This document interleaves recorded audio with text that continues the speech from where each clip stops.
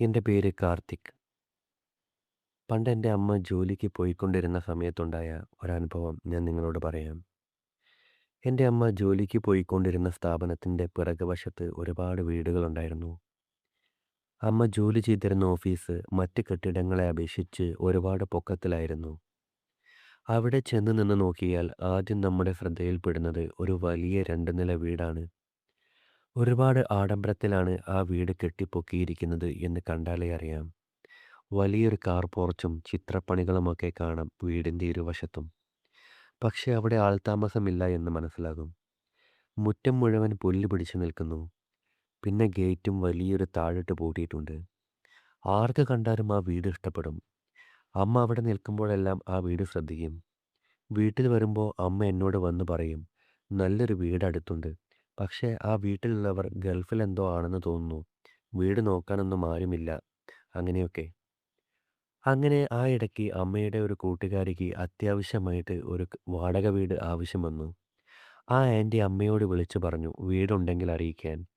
ഈ സമയത്ത് ഞാൻ അമ്മയുടെ അടുത്തുണ്ടായിരുന്നു. അമ്മ അന്വേഷിക്കാമെന്ന് പറഞ്ഞ് ഫോൺ വെച്ചു.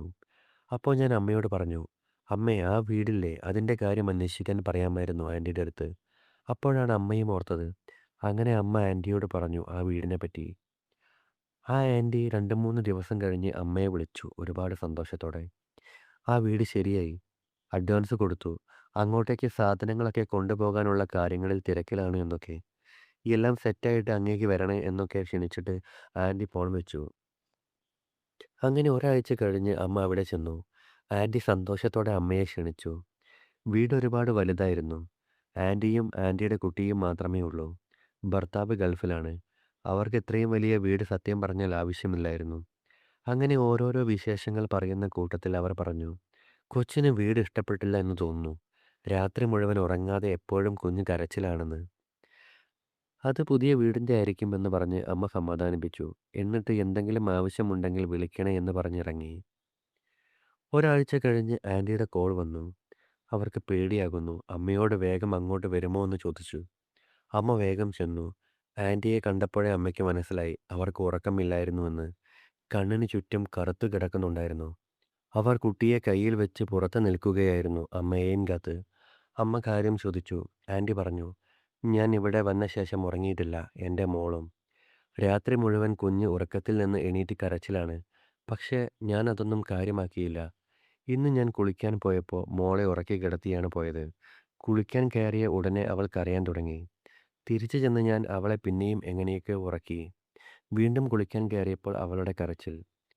കുഞ്ഞിനെ കിടത്തിയിരുന്നത് അപ്പുറത്തെ മുറിയിലായിരുന്നു. ദേഷ്യം വന്ന് അവളെ അടിക്കാൻ വേണ്ടി ചെന്നപ്പോൾ എൻ്റെ മുൻപിൽ കൂടി ഒരാൾ ആ മുറിയിൽ നിന്ന് ഇറങ്ങിപ്പോയി. അയാളുടെ തലയിൽ മുണ്ടുകൊണ്ട് ഒരു കെട്ടുണ്ടായിരുന്നു. ഞാൻ നിന്നിടത്ത് തന്നെ അറച്ചു നിന്നുപോയി. എനിക്ക് കുറേ നേരത്തേക്ക് ഒന്ന് അനങ്ങാൻ പോലും കഴിഞ്ഞില്ല. അയാൾ സാവധാനം നടന്ന് അടുത്ത മുറിയിലേക്ക് കയറിപ്പോയി. ഞാൻ അത് കണ്ടുകൊണ്ട് അവിടെ തന്നെ അറച്ചു നിൽപ്പുണ്ട്. പെട്ടെന്ന് മോളുടെ കരച്ചിൽ കൂടിയപ്പോൾ എനിക്ക് ബോധം വന്നു. ഞാൻ ഓടിപ്പോയി അയാൾ കയറിയ മുറിയിൽ നോക്കി. അവിടെ ശൂന്യമായിരുന്നു. ഒളിക്കാനൊന്നും അവിടെ സ്ഥലമില്ല. പിന്നെ ഞാൻ ചെയ്തത് മോളെയും എടുത്ത് പുറത്തിറങ്ങി നിന്ന് നിങ്ങളെ വിളിച്ചു. എനിക്ക് തിരിച്ചു കയറാനുള്ള ധൈര്യമില്ല. ഇത്രയും പറഞ്ഞ് അവർ നിർത്തി.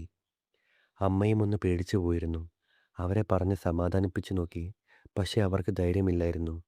അങ്ങനെ അവർ അമ്മയെ കൂട്ടി അകത്ത് കയറിയിട്ട് അത്യാവശ്യം വേണ്ട സാധനങ്ങൾ പാക്ക് ചെയ്ത് അവരുടെ അനിയൻ്റെ വീട്ടിലേക്ക് പോയി കുഞ്ഞിനെയും കൊണ്ട്. ഒറ്റയ്ക്ക് കയറാനുള്ള ധൈര്യം പോലും അവർക്കില്ലായിരുന്നു. അടുത്ത ദിവസം അമ്മ ജോലി കഴിഞ്ഞ് വീട്ടിലേക്ക് വന്നപ്പോൾ വല്ലാതെയിരുന്നു. ഞാൻ ചോദിച്ചു എന്തു പറ്റി? അമ്മ അവിടെ അടുത്തുള്ള ഒരാളോട് അന്വേഷിച്ചു. അപ്പോഴാണ് അറിഞ്ഞത് അവിടെ വയസ്സായ ഭർത്താവും ഭാര്യയും ആയിരുന്നു താമസം. ഭാര്യ മരിച്ച ശേഷം അയാൾ ഒറ്റയ്ക്കായിരുന്നു. പിന്നെ ഒരു ദിവസം അയാൾ മണ്ണെണ്ണ ഒഴിച്ച് തീ കൊളുത്തി മരിക്കുകയായിരുന്നു. മക്കൾ ഗൾഫിലാണ്. പിന്നെ ഈ വീട്ടിൽ താമസിക്കാൻ ഒരുപാട് വാടകയ്ക്ക് ആളുകൾ വന്നിരുന്നു. എല്ലാവരും ഒരാഴ്ച പോലും നിൽക്കാതെയാണ് മാറിപ്പോയത്. ശേഷം അവിടെ ആരും താമസമില്ല. പിന്നെ ആൻറ്റി അടുത്തുള്ള ആളുകളോട് അന്വേഷിക്കാതെ വീടെടുത്തതുകൊണ്ടാണ് അങ്ങനെയൊക്കെ സംഭവിച്ചത്. അമ്മ ആകെ വല്ലാതെയായി. പിന്നെ ആൻറ്റി ഒരാഴ്ചയ്ക്ക് ശേഷം വീട് മാറിപ്പോയി. അമ്മ കാരണമല്ലേ അവർക്ക് അങ്ങനെ ഒരു വീട്ടിൽ താമസിക്കേണ്ടി വന്നത് എന്നാലോചിച്ച് അമ്മയ്ക്ക് കുറ്റബോധമായിരുന്നു. ആൻറ്റിക്ക് തോന്നിയതാകാം, ആകാതിരിക്കാം. എന്തായാലും ആ വീട് ഇപ്പോഴും അവിടെയുണ്ട്. ആരും താമസമില്ലാതെ. വലിയൊരു താഴിട്ട് പൂട്ടിയ നിലയിൽ.